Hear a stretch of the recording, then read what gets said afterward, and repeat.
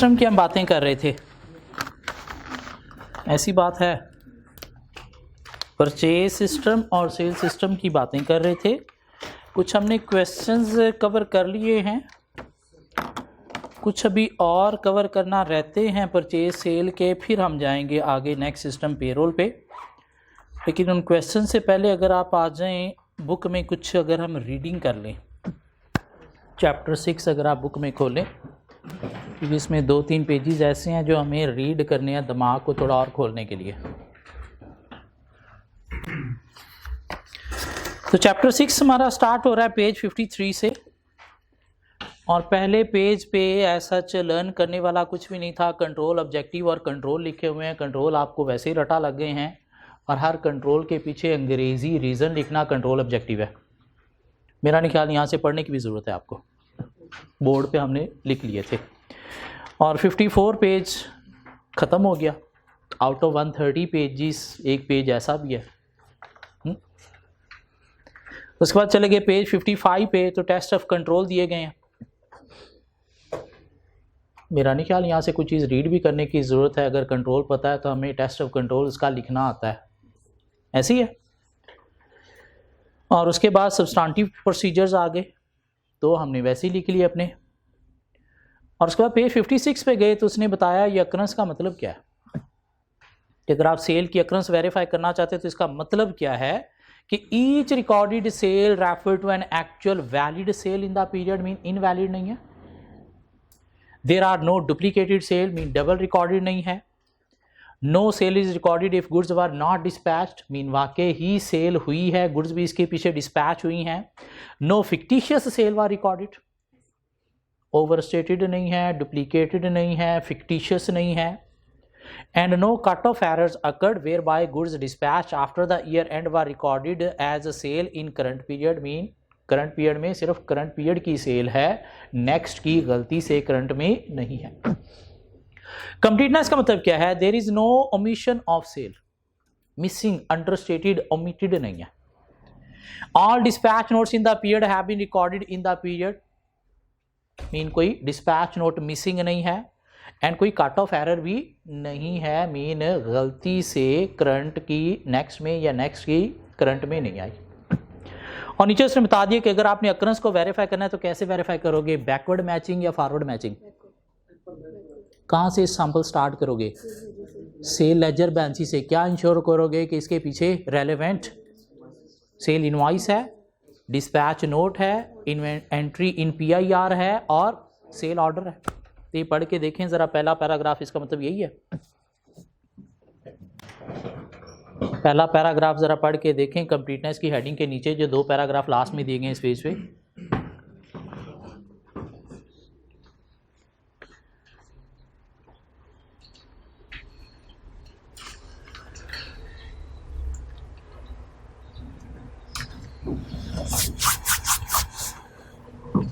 यही मतलब है इसका कि सैंपल हमें चूज करना है अक्रंस ऑफ सेल को वेरीफाई करने के लिए। कहाँ से, recorded sale in the nominal ledger से और tracks backward through the system.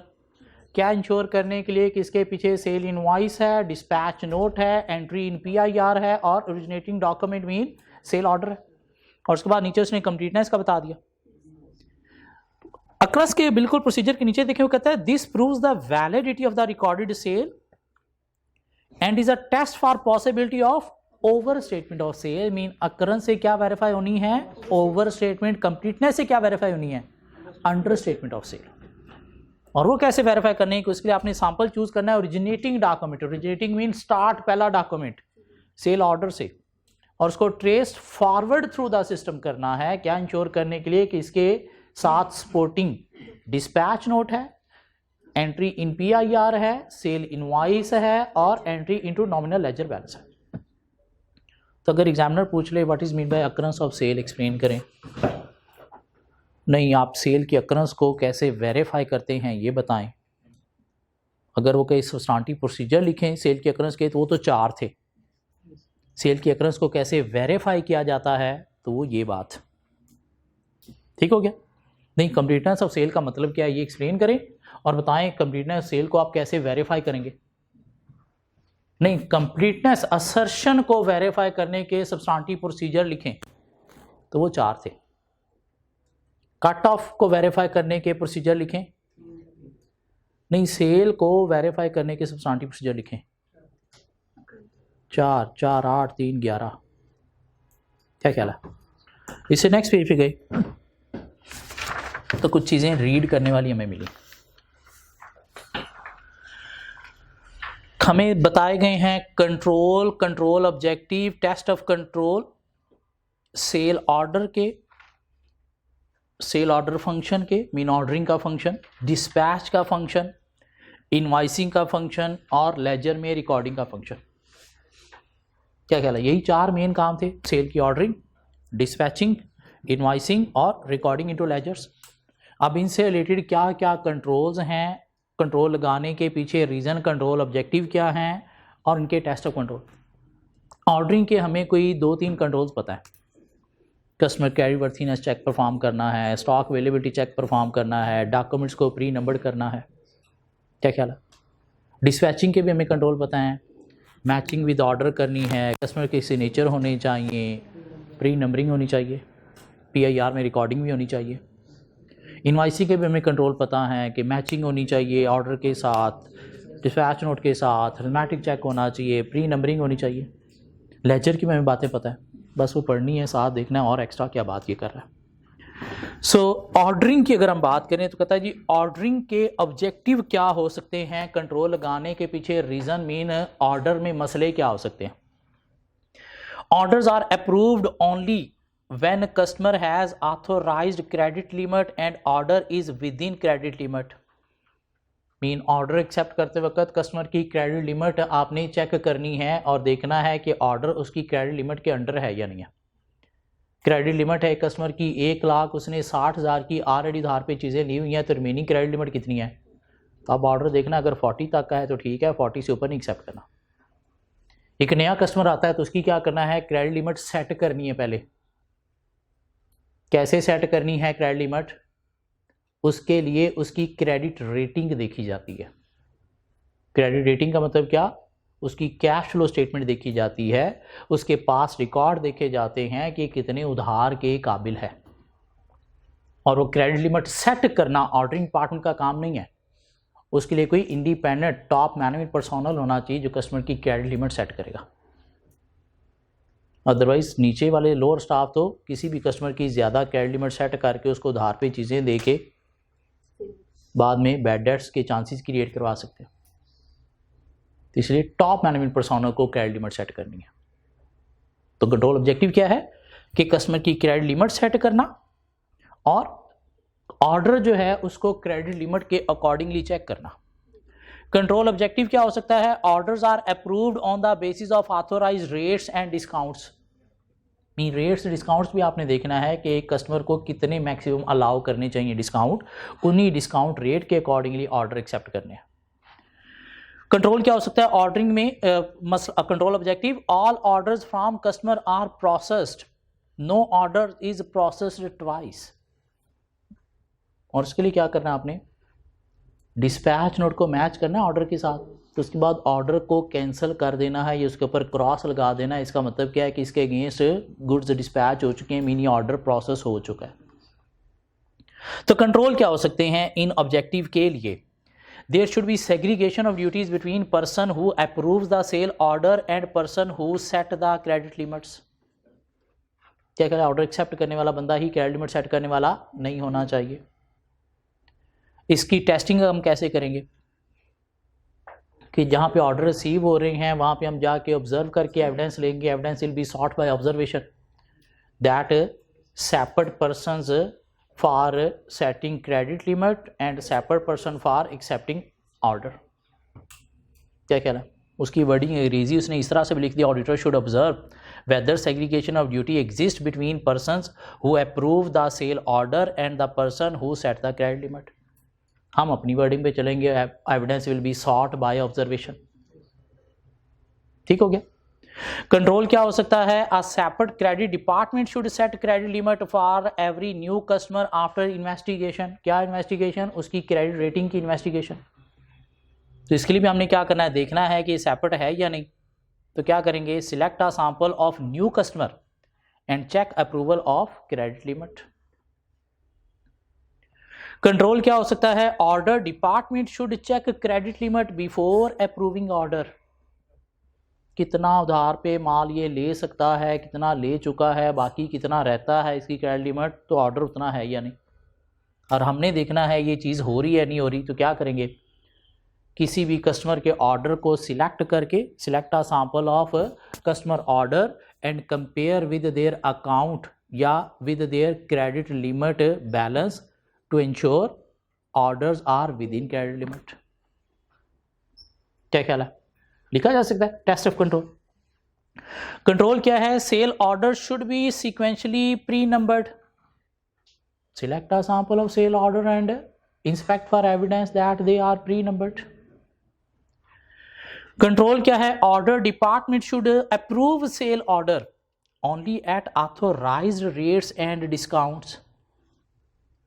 तो ये कैसे चेक करेंगे कि ऑर्डर ऑथोराइज्ड रेट और डिस्काउंट पे ही हो रहे हैं। तो कंपनी ने कोई रेट की, डिस्काउंट की एक लिस्ट बनाई होगी।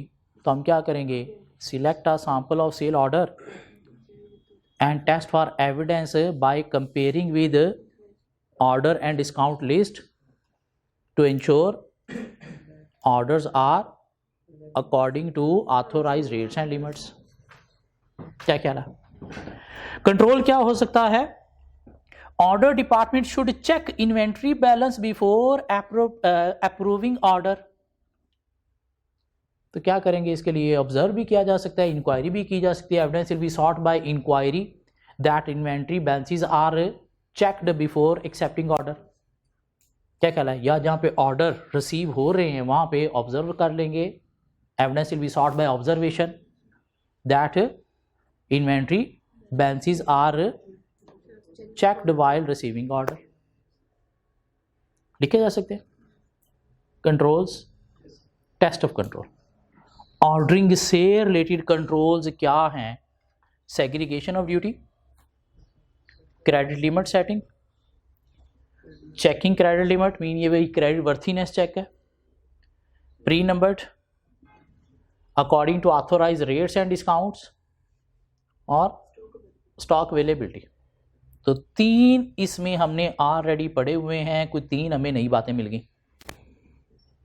एक सेग्रीगेशन ऑफ ड्यूटी, ऑर्डर और लिमिट सेट करने वाला, क्रेडिट लिमिट चेक करना, खैर वो तो क्रेडिट वर्थीनेस है, क्रेडिट लिमिट सेट करना फॉर न्यू कस्टमर्स, और ऑथोराइज रेट्स एंड डिस्काउंट के अकॉर्डिंगली ऑर्डर करना। तो 3 हमें ऑलरेडी पता है, 3 इसमें से हमें नई बातें पता चल गई। ऑर्डरिंग से related controls. Dispatch related control क्या है, 3 हमें पता है, sequentially numbered, customer signature, matching with order. क्या ख्याल है, कंट्रोल लगाने की रीज़न डिस्पैच में क्या हो सकती है, डिस्पैच में मसले क्या हो सकते हैं। Goods are dispatch for all sale orders. तो उसके लिए आपको क्या करना है, मैचिंग करके कैंसिल क्रॉस करना है ताकि एक तो डबल ना हो और कहीं ऑर्डर मिसिंग ना हो। Goods are not dispatched twice for the same sale order, cancel करना। Goods are dispatch with right specification to right customer, ये मैचिंग से पता चलेगा ऑर्डर के साथ कि क्या स्पेसिफिकेशन, क्या क्वांटिटी, क्या क्वालिटी की गुड उसने ऑर्डर की है, तो वही डिस्पैच करनी है। तो डिस्पैच नोट को मैच करने से पता चलेगा हम वही डिस्पैच कर रहे हैं या नहीं कर रहे। And customer should acknowledge receipt of goods, customer के सिग्नेचर जो कॉपी हमारे पास वापस आनी है। कंट्रोल्स क्या होंगे, there should be segregation of duty between person who approve sales order and person who dispatch goods. तो सेग्रीगेशन ऑफ ड्यूटी होनी चाहिए। आप कैसे वेरीफाई करोगे सेग्रीगेशन ड्यूटी है या नहीं। Evidence will be sought by inquiry या by observation that there are separate persons for receiving order and dispatching goods. Control क्या है, sequentially number GDNs are prepared for every dispatch and are attached with sequentially pre numbered sale order. Mean GDN बना के order के साथ आपने compare करना है, mean match करना है ताकि पता चल सके कि ऑर्डर के अकॉर्डिंगली डिस्पैच हो रही हैं, और इसे क्या होगा, डबल ट्वाइस जो है वो डिस्पैचिंग नहीं होगी। तो इसके लिए select a sample of GDN and inspect for evidence that they are pre-numbered and having attached sale orders. Control क्या है? Goods should be cross checked with sale order before dispatch. GDN should be signed by authorised member.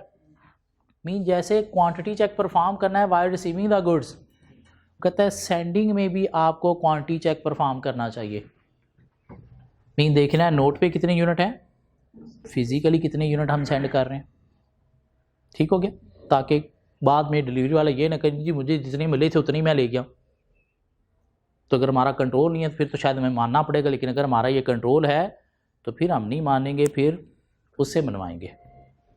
तो इसलिए क्या करना है? Quantity check perform करना है. अभी क्वांटिटी चेक परफॉर्म हो रहा है या नहीं हो रहा, कैसे चेक करोगे? ऑब्जर्वेशन.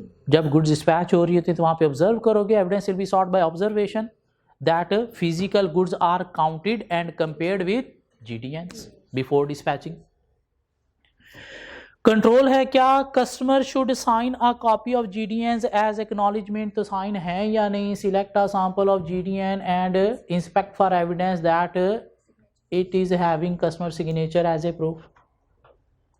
तो यहां से डिस्पैचिंग के नए कंट्रोल क्या मिले? एक सेग्रीगेशन ऑफ ड्यूटी, ऑर्डरिंग और डिस्पैच में क्या ख्याल है? दूसरा cross check mean quantity check. बस ये दो नहीं मिले हमें. क्लियर होती बात?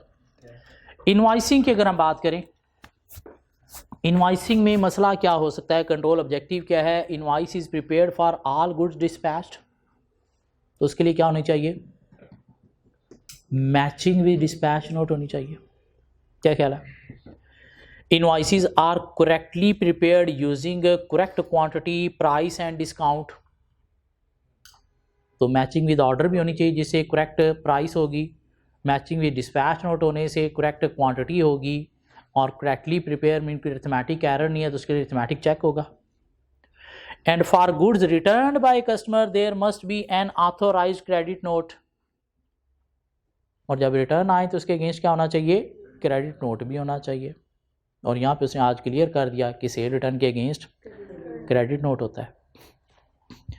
सो कंट्रोल क्या है? There should be segregation of duty between the person who dispatch goods and the person who prepares the sale invoices. The evidence will be sought by inquiry. क्या ख्याल है? That there are separate person for dispatching and invoicing. Control क्या है? sequentially numbered sale invoice are prepared and attached with sequentially numbered GDN.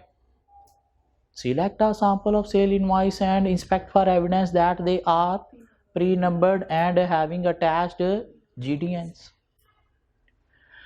Sale invoice should be prepared using GDN and sale order and should be rechecked by an independent person. और उसके बाद independent person के कोई signature वगैरह भी होंगे तो हम इनवॉइसेस का सैंपल ले के चेक कर सकते हैं कि सिग्नेचर हैं आफ्टर कंपेयरिंग या नहीं. कंट्रोल है there should be strong IT control to ensure unauthorised rates are not processed if IT system is used. अब ये IT का control test, data test of control अभी हमने पढ़ा नहीं, ये हम चैप्टर 9 में पढ़ेंगे तब लिखने के काबिल होंगे. इसके साथ लिख लें टेस्ट ऑफ कंट्रोल, जो टेस्ट डाटा लिखा हुआ है चैप्टर 9 कैसे होता है, चैप्टर 9 में एक कवर हो जाएगा. कंट्रोल क्या है? In case of cell return sequentially numbered credit note should be issued containing reference of a relevant sale invoice. Credit note should be issued only by authorized staff member. तो क्या करोगे आप? Select कर लोगे sample of credit note issued. क्या ख्याल है?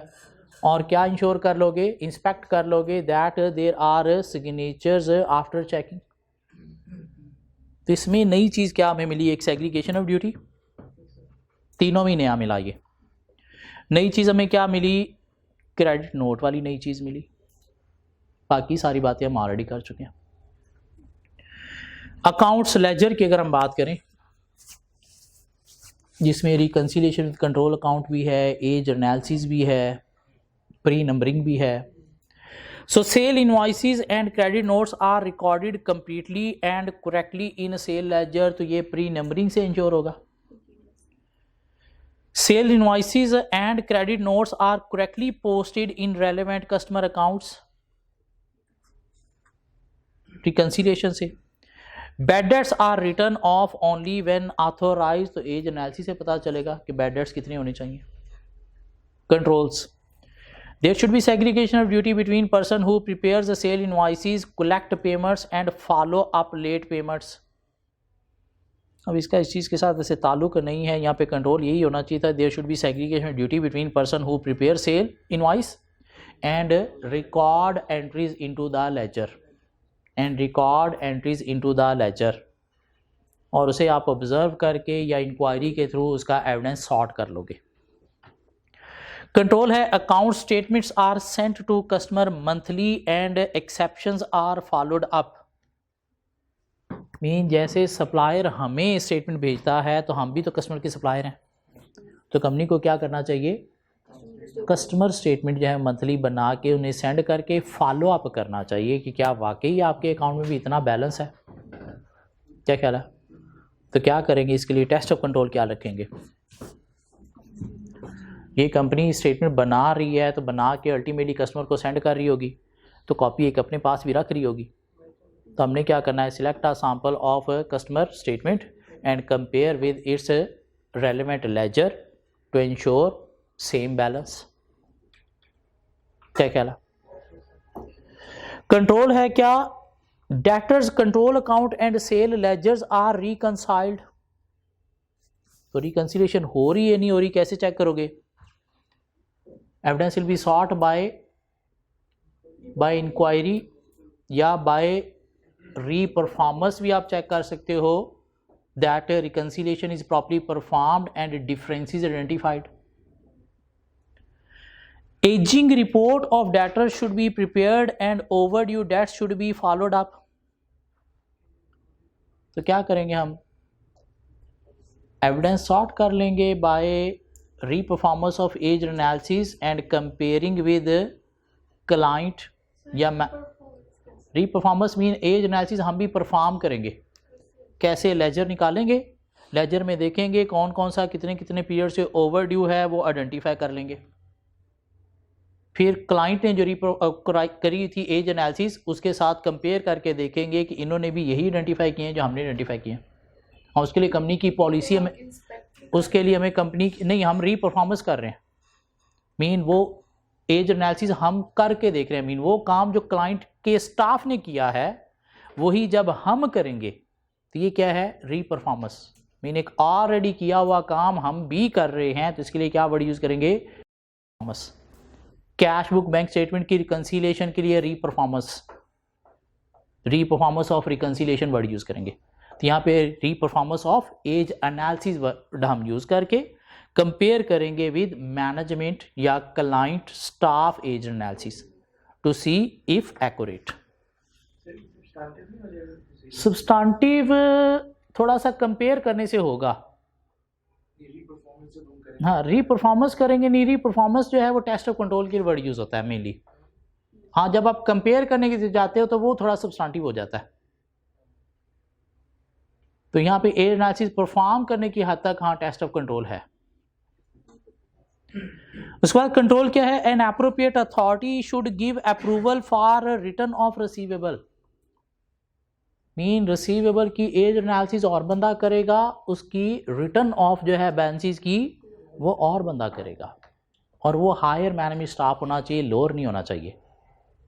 क्यों? समटाइम हायर मैनेजमेंट को किसी कस्टमर ने कहा होता है कि यार मेरे हालात अभी ठीक नहीं चल रहे, तो मैं आपको पैसे दे दूंगा, मारूंगा नहीं, लेकिन मुझे थोड़ा सा क्रेडिट पीरियड जो है ना अलाउ कर देना, थोड़ा हौसला रख लेना.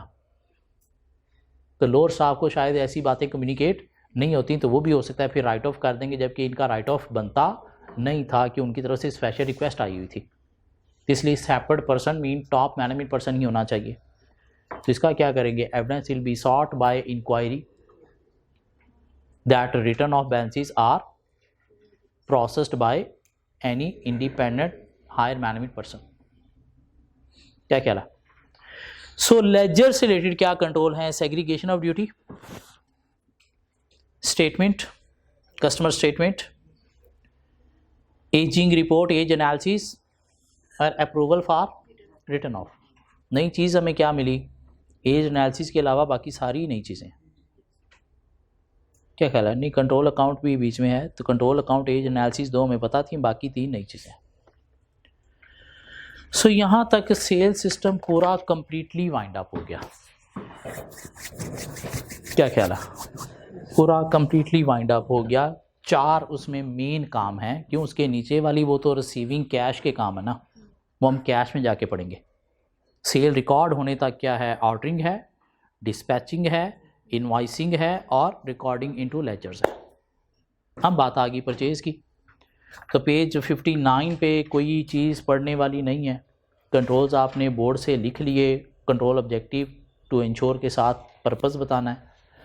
पेज 60 मेरा नहीं ख्याल आप देखने की भी ज़रूरत है, तो यूँ 4 को पेजेस तो यूँ ही ख़त्म हो गए 130 में से। Page 61 test of control substantive procedure रटा लगाना है आपने? नहीं, आपने लिख लिए हैं।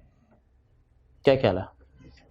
यहाँ पे तो शायद कम लिखे हुए, आपने इससे ज़्यादा 13 सब्सटेंटिव प्रोसीजर लिख लिए हैं परचेज़ के। और उसके बाद इसकी अकरेंस का मतलब क्या है? वही मतलब है कि वैलिड परचेज है, डुप्लीकेटेड नहीं है, फिक्टिशियस नहीं है, गुड्स नहीं आई तो परचेज नहीं रिकॉर्ड की। कंप्लीटनेस का मतलब क्या है? वही मतलब है, मिसिंग नहीं है, अंडरस्टेटेड नहीं है, कट ऑफ एरर्स नहीं है। और अगर हमने टेस्ट करनी है ओवर स्टेटमेंट ऑफ परचेजेस तो अकरेंस को वेरीफाई करेंगे। क्या ख्याल है?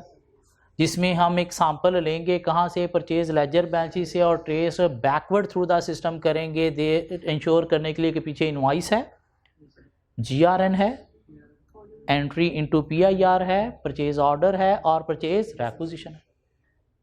और अगर under statement of sale check करनी है तो फिर ओरिजिनेटिंग डॉक्यूमेंट परचेज रिक्विजिशन से सैंपल लेके फॉरवर्ड मैचिंग करेंगे। ये पढ़ के देखें, यही बातें हैं।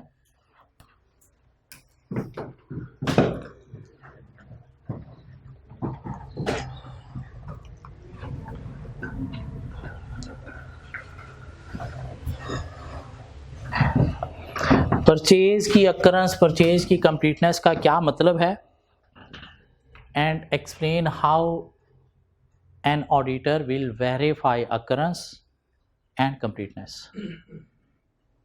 तो फिर ये नहीं, write down substantive procedures to verify purchases, write down substantive procedures to verify occurrence of purchases, completeness of purchases, cut off purchases.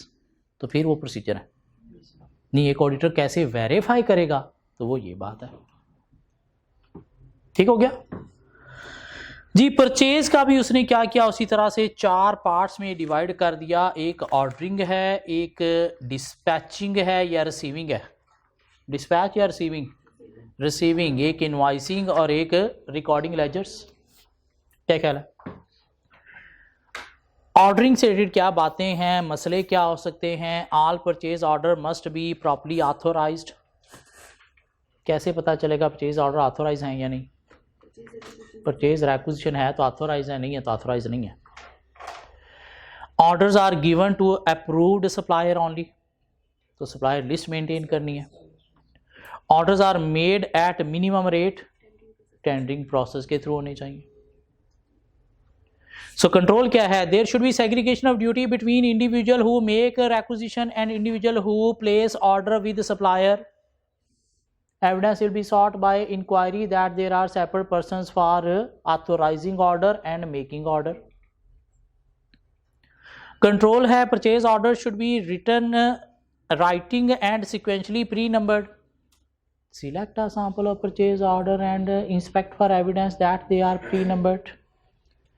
Company should have standard operating procedures to approve a supplier and should maintain a list of approved supplier. Access rights to this list should be restricted in IT system. तो क्या करेंगे कि वाकई ही approved supplier की list है या नहीं, तो एविडेंस लिया जा सकता है इंक्वायरी के थ्रू भी, या हम सैंपल ले सकते हैं ऑर्डर का और उनको कंपेयर कर सकते हैं अप्रूव्ड सप्लायर लिस्ट के साथ, that they are made to approved suppliers.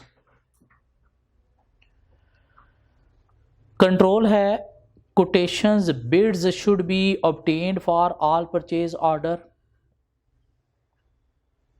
क्या करेंगे, परचेज ऑर्डर का सैंपल लेके इंस्पेक्ट कर लेंगे, किसके साथ, सप्लायर बिड्स के साथ, to ensure orders according to bids quotations.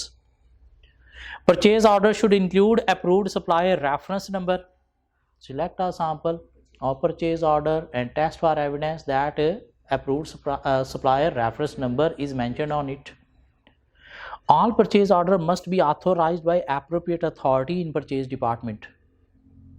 तो अथॉरिटी ने ऑथोराइज करने के बाद उसके सिग्नेचर भी किए होंगे, तो सैंपल सिलेक्ट करके देख लो कि आफ्टर अप्रूवल सिग्नेचर है। क्या नई चीज़ इसमें मिली, सेग्रीगेशन ऑफ ड्यूटी, और क्या नई चीज़ मिली, ऑथोराइजेशन, सिग्नेचर। जी परचेज की अगर हम डिलीवरी की बात करें, रिसीविंग की बात करें, तो मसला क्या हो सकता है, goods are received in accordance with valid purchase order, तो इसलिए मैचिंग करनी है ऑर्डर के साथ डिलीवरी नोट की। Goods are received against all purchase orders, इस ऑर्डर के साथ आपने क्या करनी है, मैचिंग करनी है। कंट्रोल है, there should be segregation of duty between individual who order goods, who received goods and who prepare invoices. तो इंक्वायरी के थ्रू या ऑब्जर्वेशन के थ्रू इस चीज़ का एविडेंस लिया जा सकता है। For each receipt of goods the sequentially number GRN is prepared match with sequentially numbered purchase order, select a sample. Quantity and specification of goods received should be physically inspected and checked with purchase order before acceptance. तो observe किया जा सकता है ये। And purchase order should be signed by an authorized officer of a receiving department. कि इसके against goods आ गई हैं, तो क्या करेंगे, सैंपल लेके कंपेयर कर लेंगे with delivery note to ensure order having signature या cross check is properly processed. क्या ख्याल है? इनवॉइसिंग से रिलेटेड मसले क्या हो सकते हैं, supplier invoices are processed only if goods are received from them, उसके बाद इनवॉइस प्रोसेस होनी चाहिए। Discount should be obtained from supplier when available, तो उसके लिए हमने ऑर्डर के साथ मैच कर लिया ताकि जो डिस्काउंट, जो प्राइस हमने एग्री की थी उसी के अकॉर्डिंगली इनवॉइसेस हैं या नहीं। For goods return to supplier debit note must be taken, कि credit note must be taken.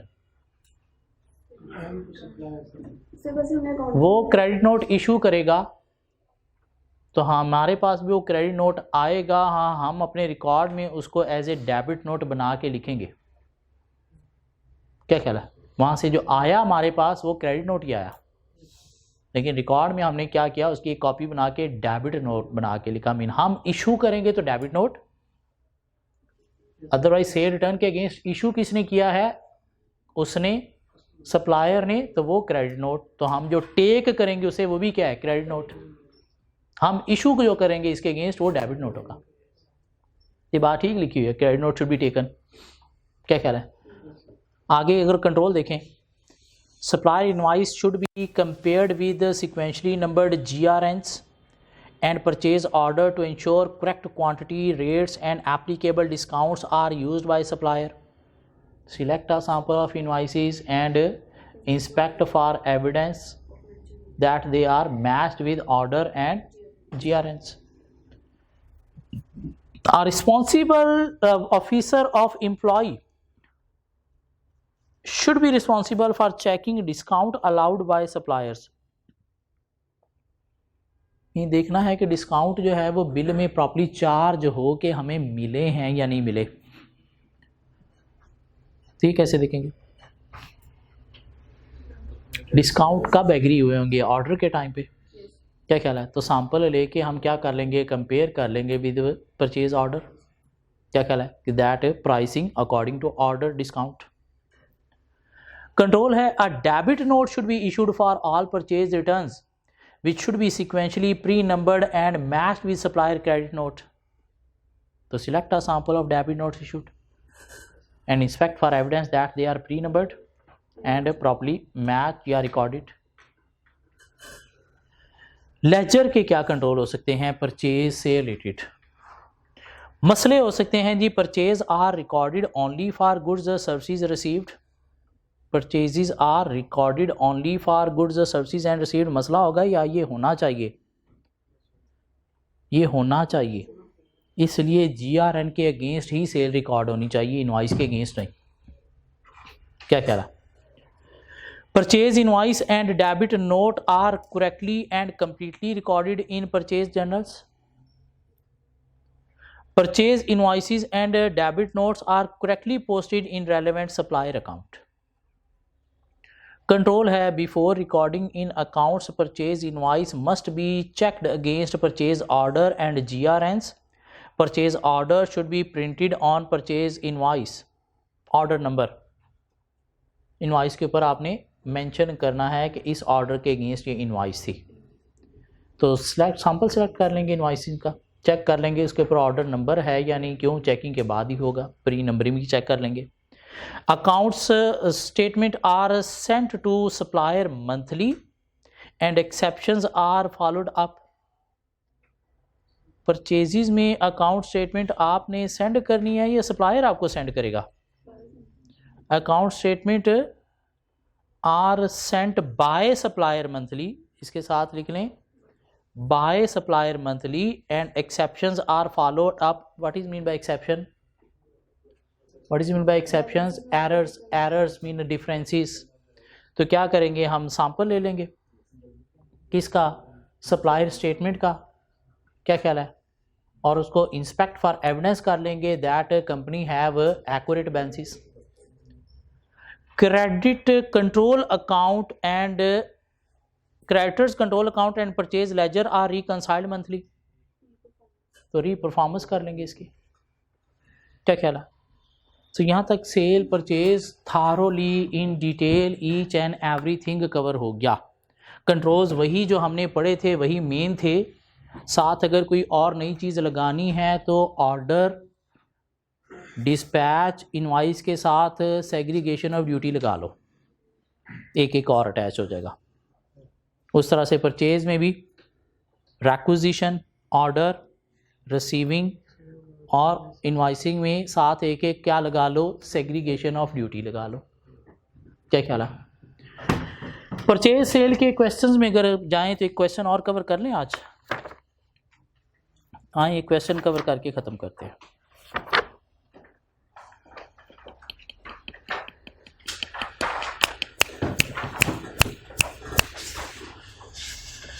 Question 3, 4, 6, 7, 8, question number 9। Question number 9, required for 12 very good marks. List 6 audit procedure that an auditor should normally carry out on the purchase system at Dinsey company, explaining the reason for each procedure. क्या उसने कहा है कि 6 audit procedure आपने लिखने हैं इस dingy company के परचेज सिस्टम को ऑडिट करने के, और साथ आपने क्या करना है, पर्पस भी लिखना है। तो पर्पस का 1 नंबर और प्रोसीजर का 1 नंबर। उसने वर्ड क्या यूज़ किया है? ऑडिट प्रोसीजर का मतलब क्या है? Test of control as well as substantive procedure. Test of control कौन से? जो उसने सिस्टम के कंट्रोल बताए होंगे। सब्सटेंटिव प्रोसीजर कैसे, वो देखना पड़ेगा कौन कौन से डॉक्यूमेंट का उसने सीक्वेंस बताया, उसके अकॉर्डिंगली हम लिख देंगे कि कहाँ से कहाँ ट्रेसिंग करनी है, अकरेंस के लिए या कंप्लीटेंस के लिए। क्या कह रहा है? उसने शायद सिर्फ 6 पूछे हैं, हम तो सब्सटेंटिव प्रोसीजर उसे 13 बताने के काबिल है। हाँ, so Dinsey company assembles fridge, microwave, washing machine and other similar domestic appliances from a part procured from a large number of suppliers. As part of the interim audit work 2 weeks prior to the company year end, you are testing the procurement and purchasing system and attending the inventory count. Procurement and purchase system. Parts inventory is monitored by store manager. When the quantity of a particular part fall below reorder level, an email is sent to the procurement department detailing the part required and the quantity to order.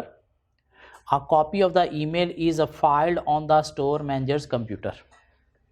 Mainly order level set किए जाते हैं और उसके accordingly inventory के order किए जाते हैं, purchasing की जाती है. Staff in the procurement department check the email, allocate the order to an authorized supplier and send the order to the supplier using EDI.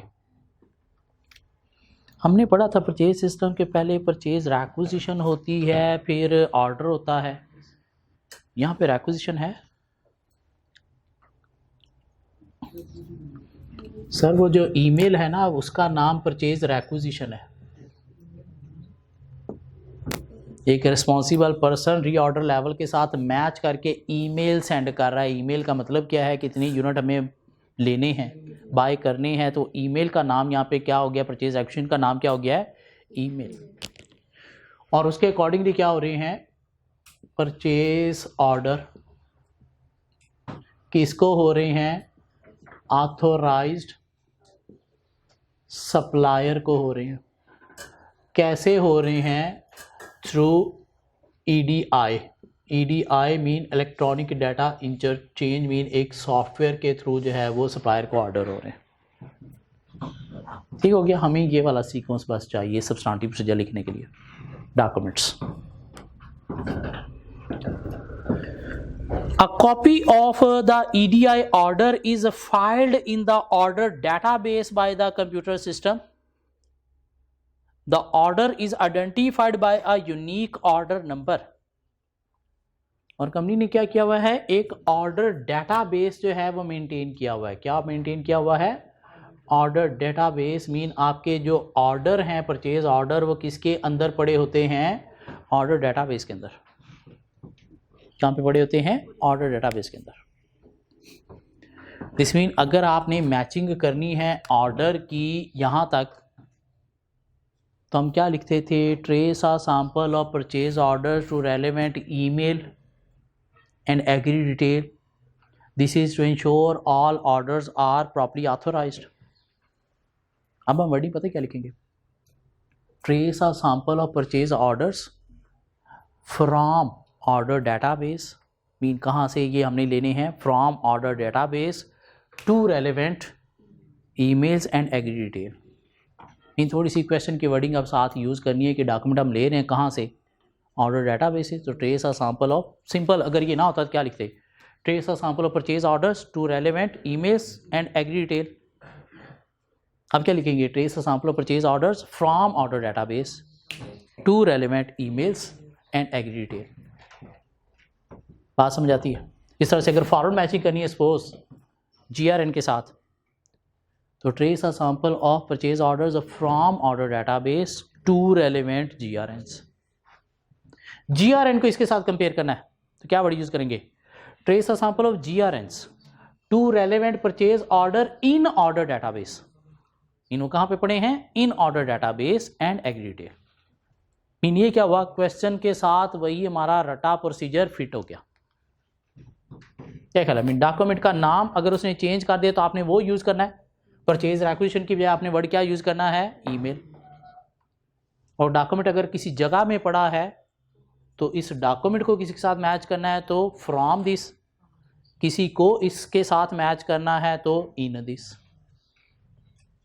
क्या ख्याल है, मीन थोड़ा सा कॉमन सेंस यूज करते हुए लॉजिक क्लियर कर रहे हैं कि डॉक्यूमेंट पड़ा कहाँ पे है जहाँ पे हमने मैचिंग करनी है. सो आगे क्या कह रहा है, when goods are received at डिंजी the store clerk confirm that the inventory agree on the delivery note and check the order database to ensure that the inventory were in fact ordered by डिंजी. तो जब goods receive होती हैं तो store clerk क्या कर रहा है, चेक कर रहा है कि इसके पीछे कोई ऑर्डर था. मीन कंपेयर कर रहा है ऑर्डर के साथ. तो इसका हम टेस्ट ऑफ कंट्रोल लिख सकते हैं. क्या ख्याल है, evidence will be sought by observation that delivery note are compared with purchase order while receiving goods. This is to ensure, क्या इंश्योर किया जा रहा है इसे, goods received against orders. This is to ensure goods received against order. ये क्या है? Test of control. अभी सब्सटेंटिव प्रोसीजर हम पहले सीक्वेंस बना लें फिर लिखेंगे. कंट्रोल देख लें, जो बीच में मिलता जाएगा उसका टेस्ट ऑफ कंट्रोल बनाते जाएंगे पर्पस टू इंश्योर के साथ. So delivery is refused where goods do not have a delivery note. The order in the order database is updated to confirm receipt of goods. Obviously compare करके delivery note को तो order confirm कर दिए जाते हैं. And the perpetual inventory system updated to show the receipt of inventory. और उसके बाद PIR को अपडेट किया जाता है. दिस मीन जब गुड्स आई ऑर्डर के बाद तो आपने क्या लिया? Delivery note. और डिलीवरी नोट के अगेंस्ट क्या किया? PIR को अपडेट कर दिया.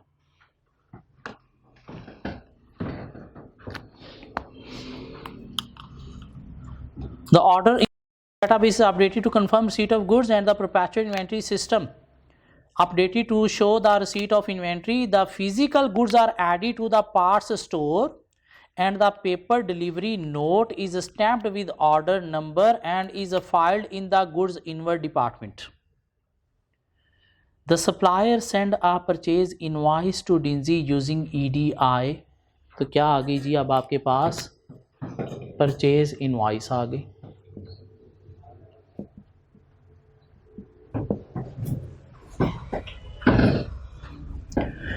Invoices are automatically routed to the accounts department. On receipt of the invoice, the account clerk check the order database, match the invoice detail with the database and update the database to confirm receipt of invoice.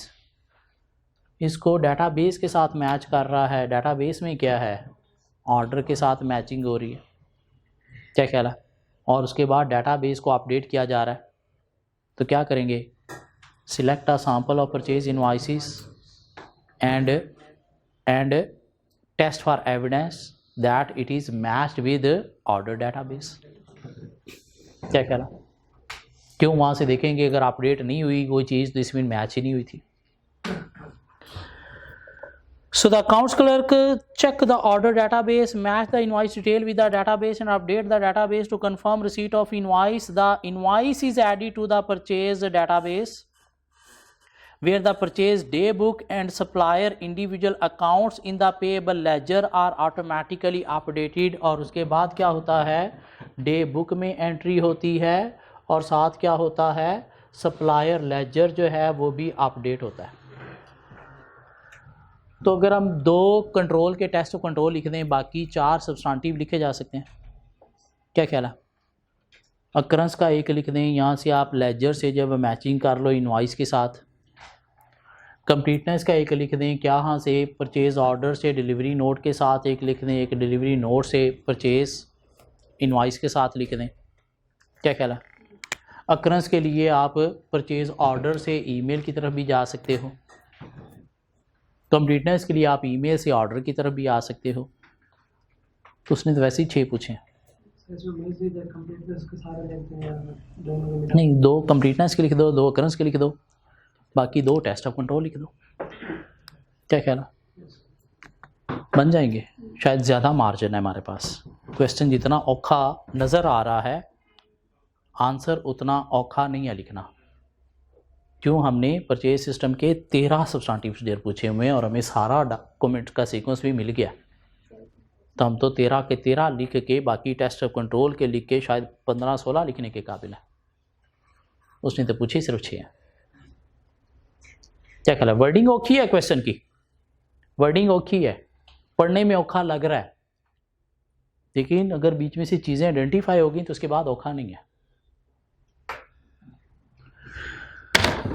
काफ़ी आज के लिए purchase sale के कुछ question और रह गए हैं जो होपफुली नेक्स्ट क्लास में कवर करेंगे और फिर पेरोल पे मूव हो जाएंगे. तो ये क्वेश्चन अटेम्प्ट हो जाएगा नेक्स्ट क्लास तक.